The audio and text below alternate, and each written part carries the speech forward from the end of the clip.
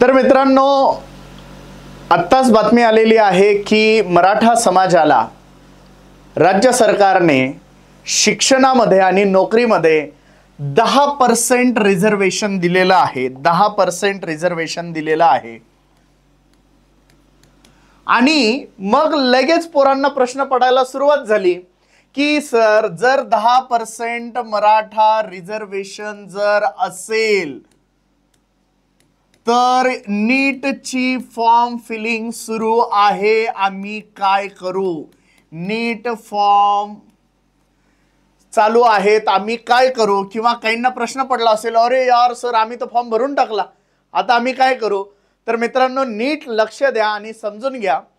जर आपण मराठा समाजातील असाल तर आपलं पहिल्यांदा खूप खूप अभिनंदन की तुम्हाला 10% रिझर्वेशन सरकारकडून जाहीर झालेला आहे. आता ते पुढची गोष्ट असते, ते कोर्टात टिकेल नाही टिकेल, काय होईल काय नाही, या सगळ्या गोष्टींपासून आपण दूर राहू. आपला प्रश्न एवढाच आहे की नीटचा फॉर्म भरत असताना आम्ही काय करायचंय?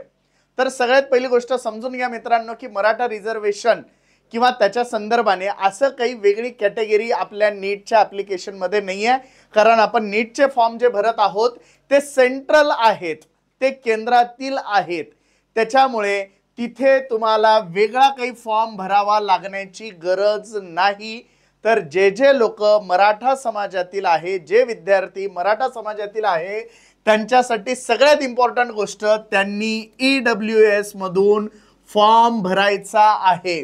मराठा रिझर्वेशन जरी डिक्लेअर झालेलं असेल तरी सध्या आपण नीटचा फॉर्म भरत असताना तो EWS मधून भरायचा आहे.